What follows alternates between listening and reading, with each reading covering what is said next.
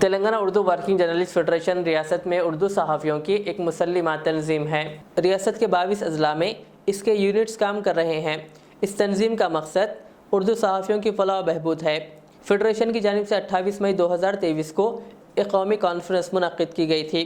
اس conference میں 25 مطالبات پر مشتمل قراردادیں منظور کی گئی اور ان قراردادوں کو دفتر وزیر اعلیٰ اور کمشنر محکمہ اطلاعات و تعلقات عامہ حیدرآباد کے حوالے کیا گیا۔ اس سلسلے میں آج M A Majid, Telangana Urdu working journalist federation نے حبیب علی الجیلانی، ایم اے قادر فیصل، ریاستی نائب صدور سید غوث محی الدین، جنرل سیکریٹری فیڈریشن اور ڈاکٹر آصف علی، حیدرآباد ضلع صدر کے ہمراہ پریس کانفرنس کو مخاطب کرتے ہوئے کہا کہ Telangana Urdu working journalist federation ریاست میں اردو صحافیوں کے ایک مسلمہ تنظیم ہے۔ ریاست کے 22 اضلاع میں اس کے یونٹس کام کر رہے ہیں۔ اس موقع پر تمام نے اردو صحافیوں کے مسائل کی فوری یکسوئی کا مطالبہ کیا، جس میں 10 مطالبات پیش کیے گئے۔ قیام کس مقصد کے لیے کیا گیا اور ہماری جدوجہد کس کے لیے؟ بات دیکھیے، پہلے تو میں آپ لوگوں کا شکریہ ادا کرتا ہوں، ہماری دعوت پر آپ لوگ یہاں تشریف لائے۔ دراصل دیکھیے، صحافی جو ہوتے ہیں وہ سماج کا ایک اہم جز ہوتے ہیں۔ جمہوریت میں ان کی بڑی اہمیت ہوتی ہے اور یہی وجہ ہے کہ صحافیوں کو ہر مقام پر، بین الاقوامی سطح پر، عالمی سطح پر ان کو ریکگنیشن دی جاتی ہے۔ لیکن یہ دیکھا جا رہا ہے کہ ہندوستان میں اور بالخصوص تلنگانہ میں اردو کے صحافیوں کے ساتھ جو کچھ امتیازی رویہ بڑھتا جا رہا ہے، اس کے خلاف ہم آواز بلند کرتے آ رہے ہیں۔ اور آپ لوگوں کے تعاون سے مئی کے مہینے میں 28 مئی کو ہم نے کانفرنس کی ہے، قومی کانفرنس کے نام سے۔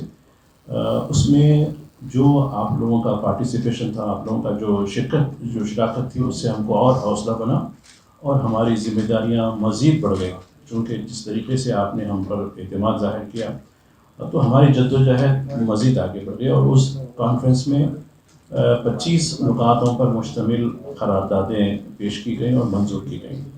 اب دیکھیے، ہم نے، ہمارے جنرل سیکریٹری اور ہمارے دیگر ساتھیوں نے، ہمارے نائب صدور نے حکومت تک ہماری قراردادوں کو پہنچایا۔ چیف منسٹر ملنے سے انکار کرتے رہے تو ان کے دفتر پہ پہنچایا گیا۔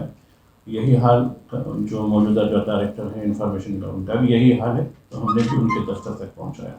اس کے باوجود صحافیوں کے بارے میں کوئی مثبت ہماری رد عمل حکومت کی طرف سے نہیں آیا۔ اس بات کو دیکھتے ہوئے فیڈریشن کی کور کمیٹی، اس کے بعد عاملہ نے یہ فیصلہ کیا کہ ہم جو مسائل ہمارے ہیں اس کے لیے ہم ایک ہفتہ مطالبہ یعنی ڈیمانڈس ویک منانے کا جو ہے اعلان کیا، جو 10 جولائی سے 17 جولائی تک رہے گا۔ اس میں یہ ہوگا کہ ریاستی سطح پر اور ضلع کی سطح پر ہمارے تمام یونٹس اس ہفتے کے دوران مختلف عوامی قائدین اور جو اہم شخصیتیں ہیں ان تمام کو ہمارے جو ہے یہ تسنکاتی مطالبات منشور پیش کریں گے اور ان سے یہ کہیں گے کہ آپ حکومت کو اس سلسلے میں مطلع کریں، بلکہ ان کے مسائل کی یکسوئی کے لیے فوری اقدامات کریں۔ ایم ایل ایز ہیں، متعلقہ ایم پیز ہیں، منسٹرز ہیں، اور اس کے علاوہ ڈسٹرکٹ ایڈمنسٹریشن میں کلکٹر ہوتے ہیں اور ضلع پریشد کے چیئرمین ہوتے ہیں اور ایس پیز یا کم کے زمرے کے تحت ان کو بھی نمائندگیاں دی جائیں گی، عوامی قائدین کو بھی دی جائیں گی۔ اب یہ مطالبات کیا ہیں؟ تو آپ دیکھیے، جیسا کہ ایک طویل عرصے سے ہماری ایک جدوجہد رہی ہے کہ منڈل سطح پر جو اردو کے صحافی کام کر رہے ہیں ان کو پہلے 2016 سے پہلے ایکریڈیشن کارڈ دیا جاتا تھا، لیکن اب وہ ایکریڈیشن کارڈ GO 239 جس کا ہم نے ذکر کیا پریس نوٹ میں، اس کی وجہ سے نہیں دیا جا رہا۔ جبکہ دیکھیے، منڈل سطح پر بھی اردو کا صحافی وہی کام کرتا ہے جو دیگر زبان کے صحافی کرتے ہیں۔ ہمیں اس بات کو اعتراض نہیں ہے کہ دیگر زبان کے صحافیوں کو یہ پریولیج دیا جا رہا ہے، یقیناً دینا چاہیے، لیکن اردو کو کیوں محروم رکھا گیا؟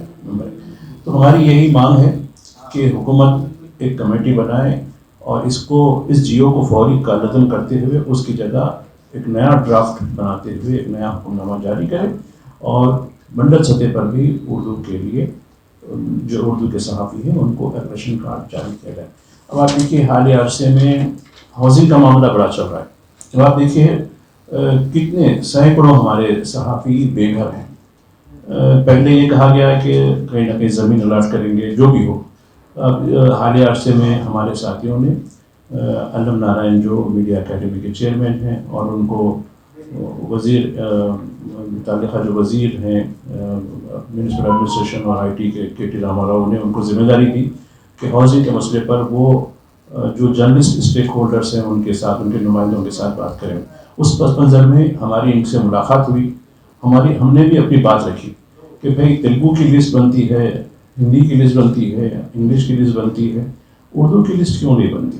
اردو کو بھی اس میں شامل کیا جائے. اس کے لیے ہم نے اس میں جو ہے ہماری مطالبات جو ہے 10 رکنی جو مطالبات ہے اس میں ہم نے اس کو شامل کیا ہے. ایک اور بات ہے, اب دیکھیے ابھی تک 9 ریاستوں میں ہماری جو ایک یونین بھی ہے قومی سطح پر IJU کے نام سے, تو اس کی بسائی سے ابھی 9 ریاستوں میں 10,000 ہے, کہیں 15,000 ہے, کہیں 10,000 سے کم کہیں نہیں. تو ابھی ایک عرصے سے دی جا رہی ہے. تو اب یہ تلنگانہ کیوں محروم رہے؟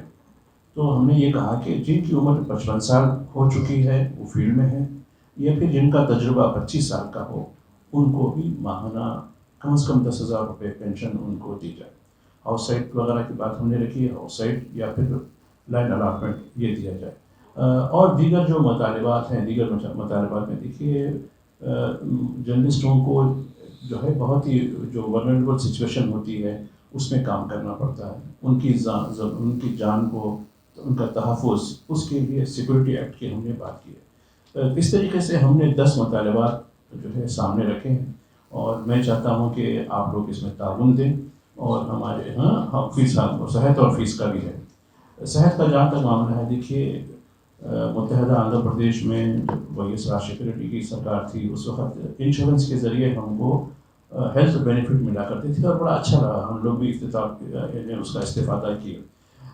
تلنگانہ بننے کے بعد ہم کو تو بڑی امیدیں تھیں کہ تلنگانہ کے لیے اردو کے صحافیوں نے بھی شانہ بشانہ جدوجہد کی, اور ہیلتھ کے لیے ہم تو بالکل ختم ہو کے رہ گیا. کوئی آپ دیکھیے نام کے لیے وہ آروگیہ شری کے کارڈ دیے گئے, وہ سوائے نظام سے انسٹیٹیوٹ آف میڈیکل سائنسز کے کہیں چلنے والے نہیں. پھر کہتے ہیں کہ نہیں آپ گاندھی میں جائیے, عثمانی میں جائیے, تو پھر یہ کارڈ کا کیا فائدہ؟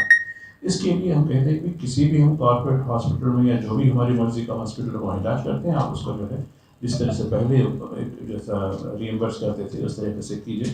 تو یہ بھی ایک مطالبہ ہمارا ہے کہ ہیلتھ کے لیے ہم کو ہیلتھ کارڈ دیے جائیں آن پار وتھ گورنمنٹ امپلائز کو جس طریقے سے سہولتیں دی جاتی ہیں وہی ہم کو بھی دیے. حالانکہ یہ اسمبلی میں چیف منسٹر نے وعدہ بھی کیا تھا, 2 مرتبہ وعدہ کیا تھا, لیکن وہ وعدہ وفا نہیں ہوا.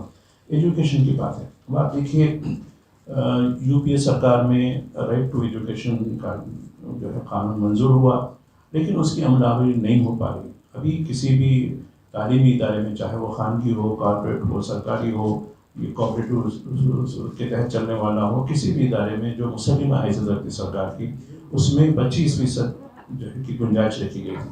تو خیر ایک بات سامنے آئی تھی کہ 50% کم از کم فیس کنسیشن دی جائے.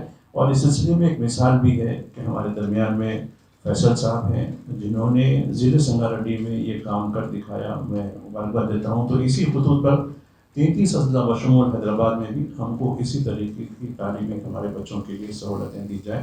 ایک اور بات بھی یہ ہے کہ دیکھیے میڈیا اکیڈمی قائم ہوئی, اور میں بسم اللہ الرحمن الرحیم. السلام علیکم ورحمۃ اللہ وبرکاتہ. ناظرین, مدرسہ اسلامیہ ریاض العلوم و ریاض اسلامک اسکول میں 27 اپریل سے داخلوں کا آغاز ہو رہا ہے. جی ہاں, جس کے اوقات صبح 10 بجے سے دوپہر 1 بجے تک ہوں گے. اس اسنا میں سرپرست حضرات طلباء قدیم اور جدید دونوں کے داخلے کے لیے بچوں کو لے کر آئیں اور پھر داخلے کی کارروائی کرا سکتے ہیں. یہ ایک ایسا ادارہ ہے جہاں پر دینی تعلیم کے ساتھ ساتھ عصری تعلیم بھی دی جاتی ہے, یعنی انگلش میڈیم کی مکمل تعلیم نرسری تا 10ویں جماعت تک کی تعلیمی نظم ہے.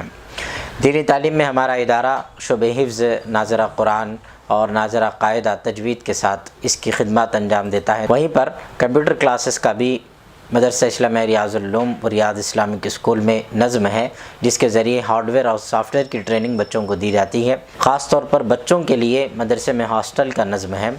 वहीं पर अंजुमन इस्लाहुल लिसान का एक हफ्ता वारी प्रोग्राम मुनक़्क़द होता है जिसमें तलबा और तालिबात ख़ास तौर पर अपनी तालीमी मुज़ाहिरे को, अपनी तकरीरी मुज़ाहिरे पेश करते हैं। 27 अप्रैल से 2 मई तक अपनी दरख्वास्तें दाखिल कराएँ। स्क्रीन पर नंबर जो दिए जा रहे हैं आप उस पर कॉल करते हुए हमसे रब्ता कर सकते हैं। वहीं पर एक स्कैनर कोड भी आपको दिया जा रहा है जिसके स्कैन करने पर आप स्कूल के व्हाट्सएप पर आप पहुंच जाएंगे, जिसके ज़रिए से आप तफसीलात भी हासिल कर सकते हैं। और उसी के साथ साथ हमारा पता है मुस्तफ़ा नगर, फलकनुमा, हैदराबाद, वट्टेपल्ली नाइस होटल से पहले इज़र पेट्रोल पंप के बिल्कुल अपोजिट गली में। ज़रूर आप हज़रात तशरीफ़ लाएँ। अस्सलाम वालेकुम।